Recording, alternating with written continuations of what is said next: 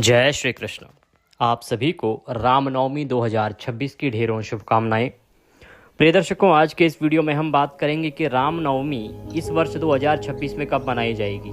इसकी डेट को लेकर बड़ा संशय है कि किस दिन मनाई जानी चाहिए, 26 मार्च को या 27 मार्च को, क्योंकि रामनवमी दोनों दिन है। एक दिन सूर्य के मुख से है और एक दिन अपराह्न काल में है। तो कुछ लोग कहते हैं अपराह्न काल उत्तम है, कुछ लोग कहते हैं उदया तिथिमान उत्तम है।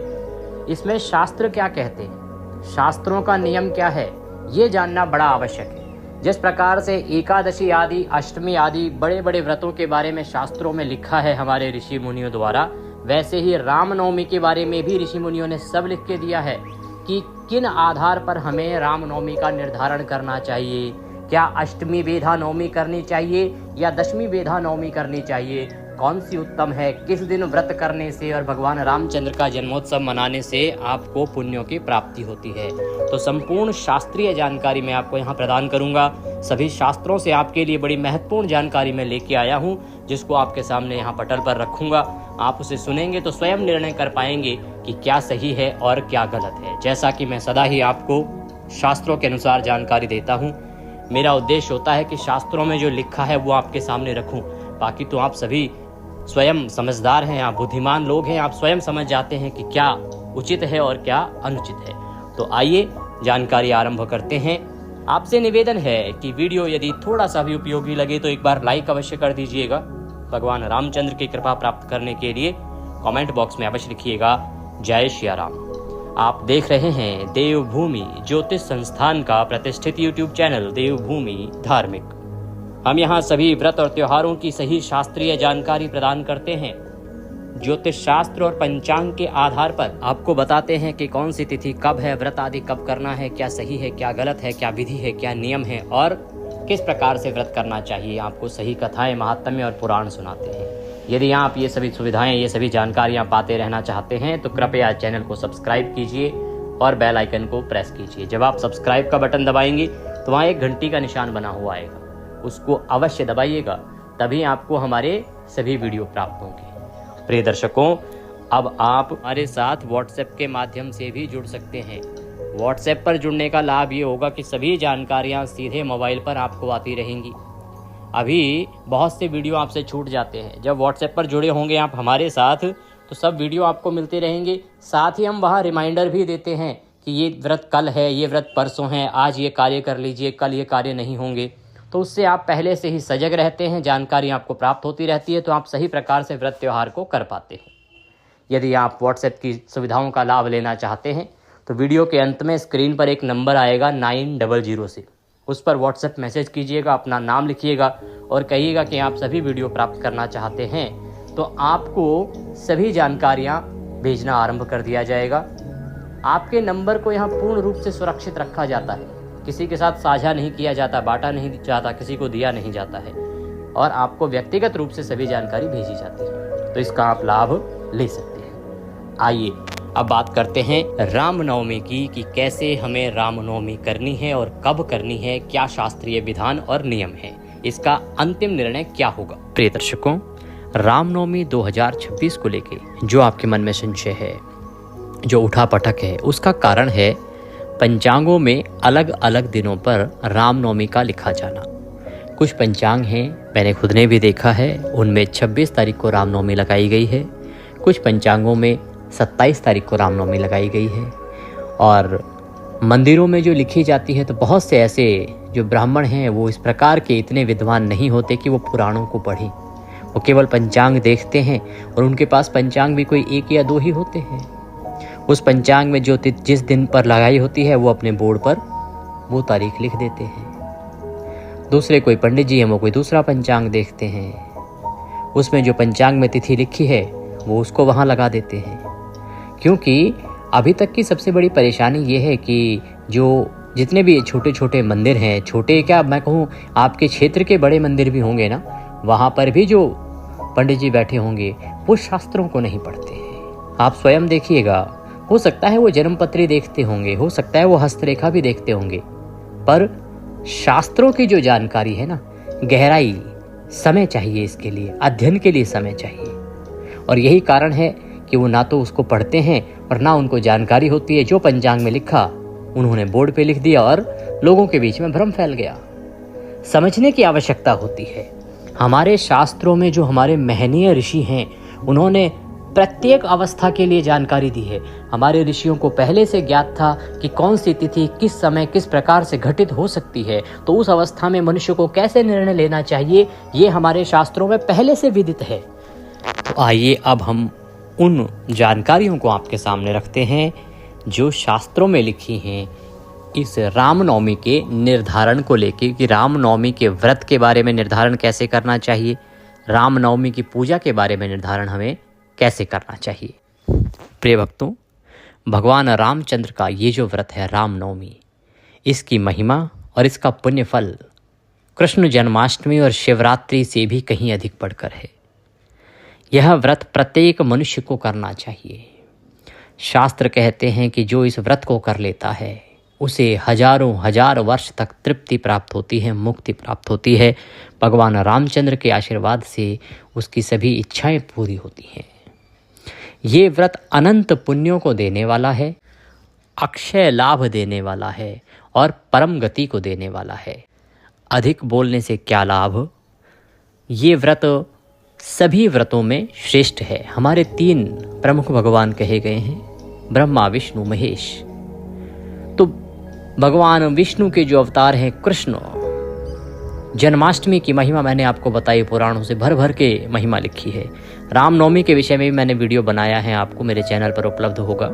उसमें महिमा बताई है बहुत अधिक। उस महिमा से भी बढ़ के जन्माष्टमी की महिमा, अभी शिवरात्रि गई, मैंने शिवरात्रि की महिमा बताई कि कितना अद्भुत करोड़ों गुना पुण्य इस एक व्रत का होता है, उस एक दिन का होता है। उसी प्रकार से उससे भी बढ़ के पुण्य इस रामनवमी के व्रत का होता है। ये जो व्रत होता है प्रिय दर्शकों, यहाँ बताता चलूँ कि ये व्रत ऐसा नहीं है। कुछ लोग कहते हैं पंडित जी अब हम तो दोपहर को राम जी का जन्म करा देते हैं और उसके बाद व्रत खोल लेते हैं, क्या ये सही है? नहीं, शास्त्र कहते हैं ऐसा नहीं करना चाहिए। भगवान रामचंद्र का व्रत सूर्योदय से आरंभ होगा और अगले दिन सूर्योदय के बाद ही आपको पारण करना चाहिए। फल आहारी व्रत करना चाहिए, अन्न का सेवन नहीं करना चाहिए। तो जितने भी लोग हैं जो ये सोचते हैं कि दोपहर को भगवान का जन्म कराएं, क्योंकि भगवान रामचंद्र का जन्म जो है वो दोपहर का कहा गया है। शास्त्रों की बात बता रहा हूँ मैं, किसी टीवी सीरियल की या इधर उधर की बात नहीं। शास्त्र हमें बताते हैं कि भगवान राम जी का जो जन्म है वो पुनर्वसु युता अर्थात पुनर्वसु नक्षत्र में मध्याह्न व्यापिनी चैत्र शुक्ल नवमी में हुआ था। चैत्र मास के शुक्ल पक्ष की नवमी तिथि थी, मध्याह्न का समय था, मध्याह्न व्यापिनी नवमी थी और पुनर्वसु नक्षत्र था। तो अब लोगों को जो ज्ञात होता है, जैसे भगवान कृष्ण का जन्म मध्यरात्रि का है तो मध्यरात्रि के अनुसार निर्णय कर लेते हैं। भगवान रामचंद्र दोपहर का जन्म है उनका, इसीलिए लोग दोपहर को व्रत खोल लेते हैं। और यही गलती लोग करते हैं जन्माष्टमी के व्रत में, रात को भगवान का जन्म कराया और पारण कर लिया, व्रत खोल लिया। यही सब अनुचित है। ये जो व्रत है ये अगले दिन ही खोला जाएगा। अब मैं मूल विषय पर आता हूँ कि ये व्रत हमें करना कब चाहिए और राम जी का जन्म दिवस हमें मनाना कब चाहिए, शास्त्र क्या कहते हैं।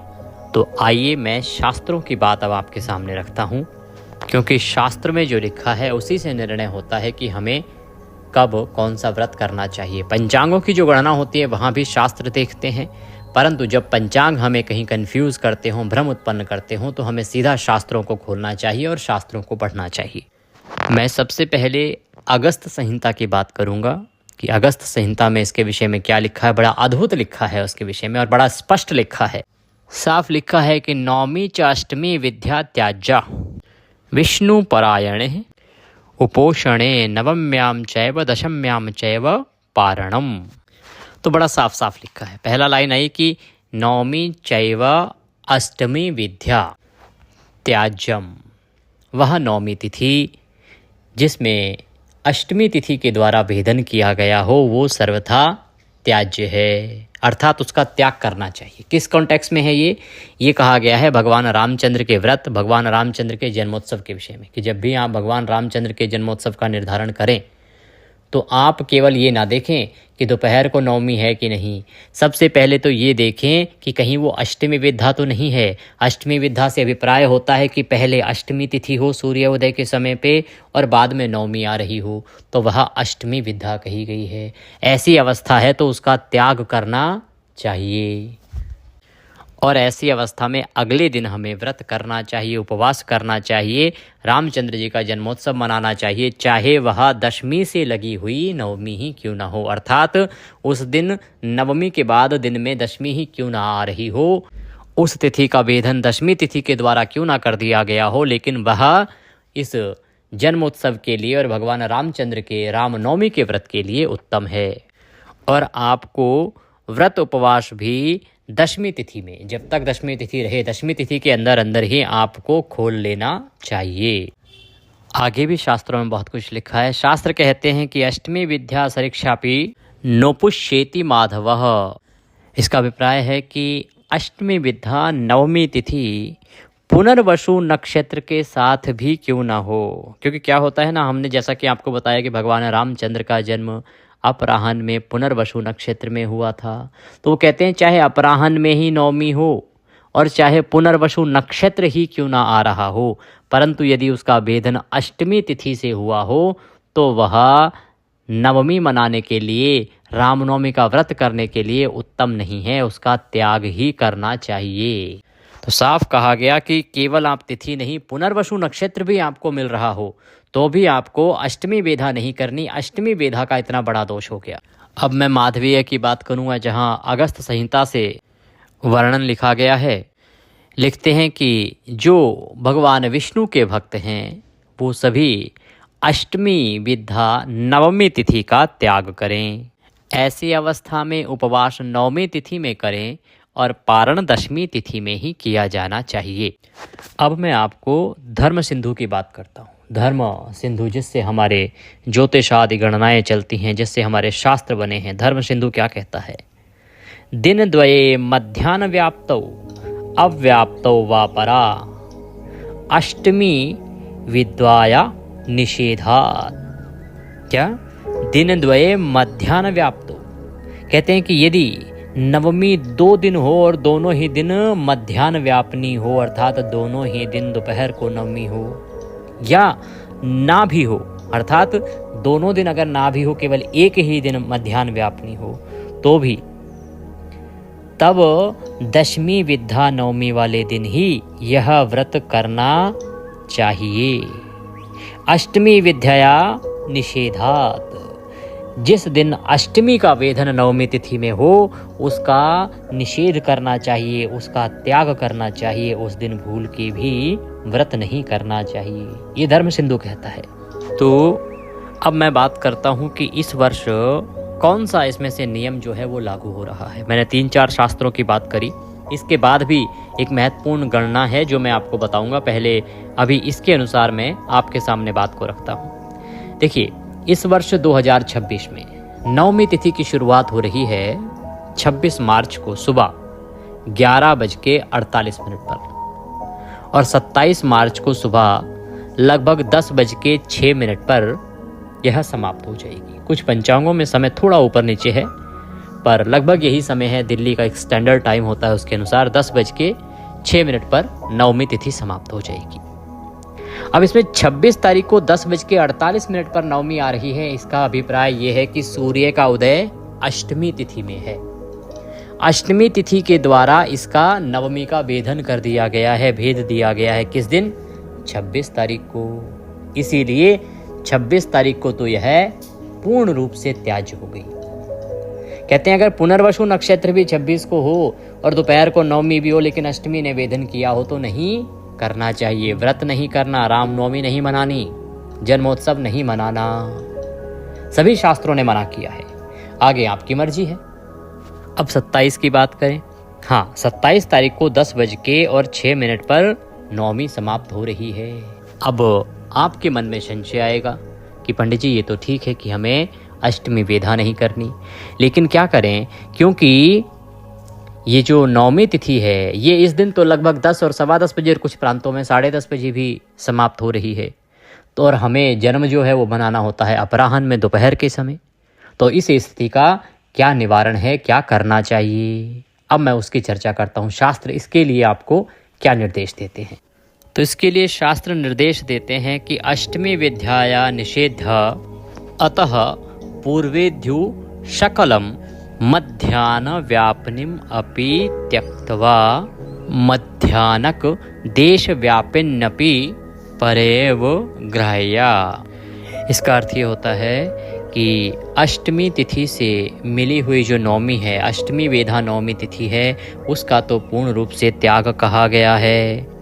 परंतु यदि पहले दिन नवमी मान लो पूरा दोपहर को भी रहे, तो भी अष्टमी से जुड़ी हुई अगर वह है तो उस दिन को छोड़ के हमें अगले दिन की जो नवमी है उसमें व्रत उपवास करना चाहिए, भले ही वह दोपहर के समय पूरे प्रदेश में ना भी हो।